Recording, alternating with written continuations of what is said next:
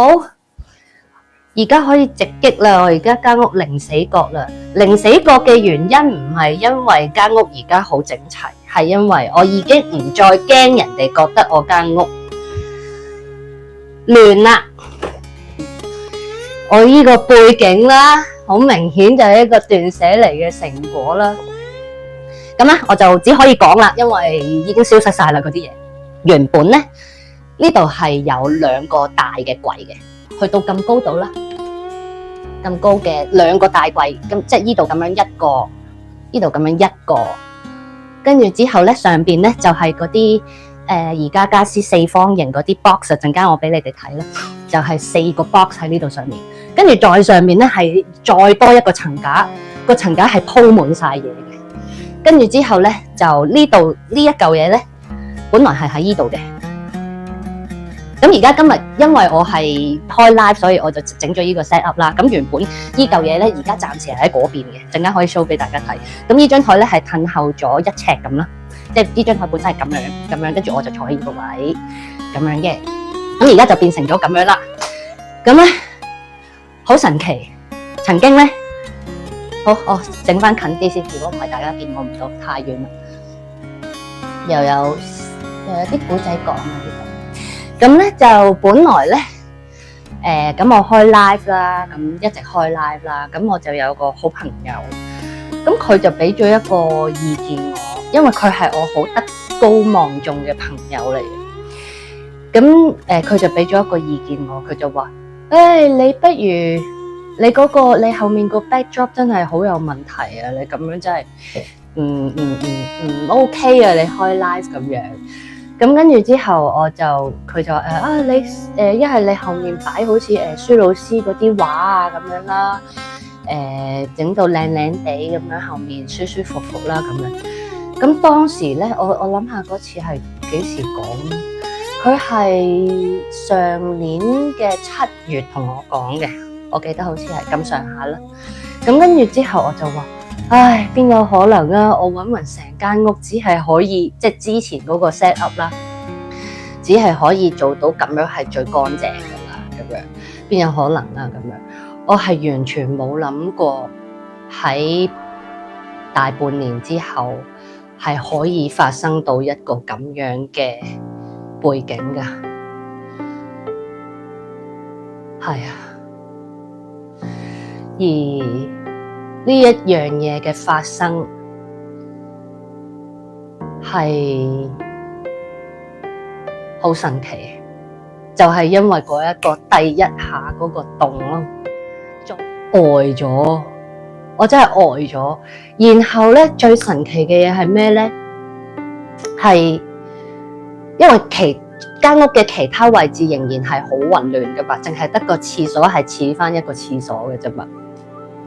我第2日我好印象好深刻嘅，我第2日行出嚟去廁所，我嗰個感覺係好似去咗一個結界咁樣，係我一行入個廁所嗰一刻咧，係我覺得我去咗另外一間屋嘅廁所，好神奇嘅呢種感覺。我嗰一刻係有一種係我直頭係感動到有眼淚嗰種感覺，咁所以係咯，呢一個係一個對我嚟講好大嘅動力。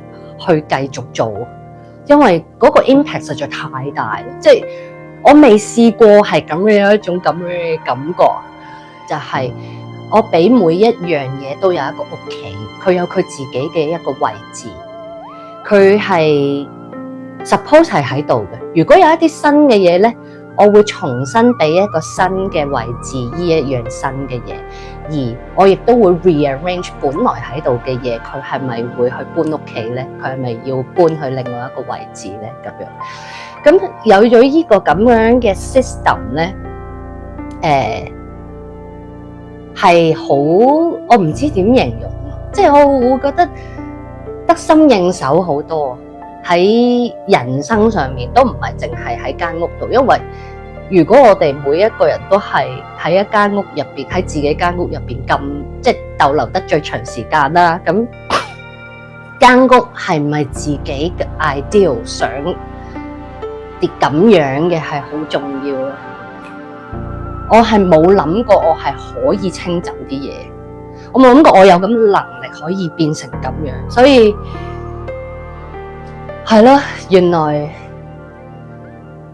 來只要喐就得噶啦，喐就會有一路就會有人去 support 噶啦。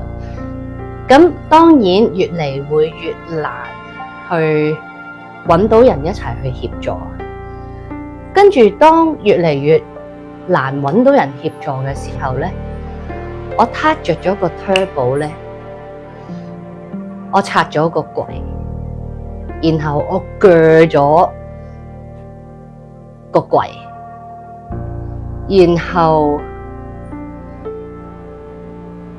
我唔知點樣發生嘅嗰啲嘢係，仲要係俾我感覺啦，應該咁講。原來當一樣嘢我下定決心嘅時候，而我相信一定會做得到嘅時候，而我真係開始去做嘅時候，就會有奇蹟出現㗎。我鋸嗰個櫃，我 set 我12點鐘一定要處理好，係我之前本來有人應承咗嚟嘅，但係到最後佢 make 唔到，咁但係我 set 咗喺呢個時間，我就要做咗佢咯。然後我就借到個電鋸啦，跟住之後咧，我10點鐘開始鋸，我係未用過電鋸啦，即係好大把，好似德州殺人事件咁樣嘅。咁然後我就係問借俾我個電鋸嗰個叔叔啦，跟住我叫佢示範一次，你可唔可以教我點樣用啊？咁佢示範完，好似切蛋糕咁樣鋸咗下，跟住你可唔可以睇我一次我咁樣用得啱唔啱啊？跟住我叫佢，係啊，就係咁樣噶啦。OK， 咁我行先啦嚇，我都要搞我啲嘢啊咁。佢話我可唔可以向你求救噶？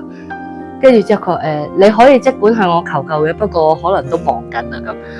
跟住我就同佢講，我好多謝你對我咁有信心。呢個係一個加持嚟嘅，你知唔知？呢個係一個 empower 嚟嘅，即係我係成就解鎖咗我識用電鋸嘢，然後我係覺得哇好好玩啊！原來即係可以同佢好似揸車咁咯，我諗好似學揸車咁咯，即係唔係講緊自動波啊，講緊棍波啊，即係你同嗰個極力子嗰個磨合，哇！你同佢 connect 到，即係我同個電鋸 connect 到，係喎咁樣，掟住呢度咁樣，即係哇佢貼住咁落去，哇佢係完全做到我想佢咁樣去發生。嗰種成功感係好大，我唔知點樣形容。我諗即係我覺得最大嘅一個關口咧係啊，斷捨離係持續一生嘅事，係一個習慣嚟嘅，即係扭轉咗嗰個 mindset。嗰個關口係咩咧？就係嗰啲嘢明明好好地，咁樣抌咗佢，咪好浪費咯。但係如果 once 我知道嗰啲嘢咧係會俾到有需要嘅人，或者佢哋會中意嘅人，就其實好樂意去送走嘅。我自己係咁樣過第一個關口，即係我就突然間係啊，即係呢個係第二個就係 stage 2啦，即係開始進入終極嗰個路線啦，就係重要嘅嘢重複講啊嘛，你依一刻有用嘅。呢一刻會用嘅留低，唔知幾時先會用，但係有用嘅俾人，有適合嘅人俾咗佢，因為呢一個腳架對於 Gary 嚟講，佢係會即刻用嘅，但係擺喺我度嘅話就係擺咯，我唔知幾時會用得着佢噶，但係可能我用得着佢嘅時候係幾年後，唔知道。斷捨離唔係要抌晒所有嘢。而係最重點係咩呢？我覺得呢一個係，如果攞到呢個症結嘅話呢，就係例如啦，可能每1個禮拜、每2個禮拜，你都會 check in 一下一啲嘢，我有冇用？我呢段時間有冇用過？冇用過，我仲會唔會用？我依一刻會唔會用？唔會用就送俾人。咁一個好似頭先老二講話，斷捨離係一個持續一生嘅事情，就係咁樣咯。因為如果假設當我今次咁樣做，然後我個生活習慣冇變，我個 mindset 冇變嘅話，我好快又繼續又變翻之前咁樣，即係冇意思咯。係啊，即係我自己有一個咁樣嘅，就鼓勵大家啦，都玩下斷捨離，真係由一個 area 開始，嗰個 mindset 係3樣嘢啫，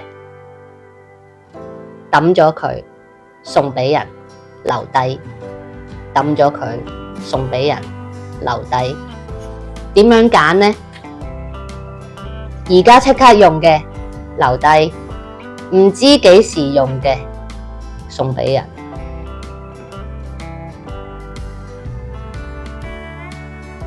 你拎住佢都覺得有啲頭痛或者唔舒服嘅，抌咗佢。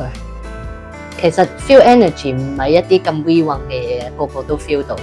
你拎起佢，你覺得唔舒服，你唔想見到佢，就好明顯就係要掉啦，就係咁啦。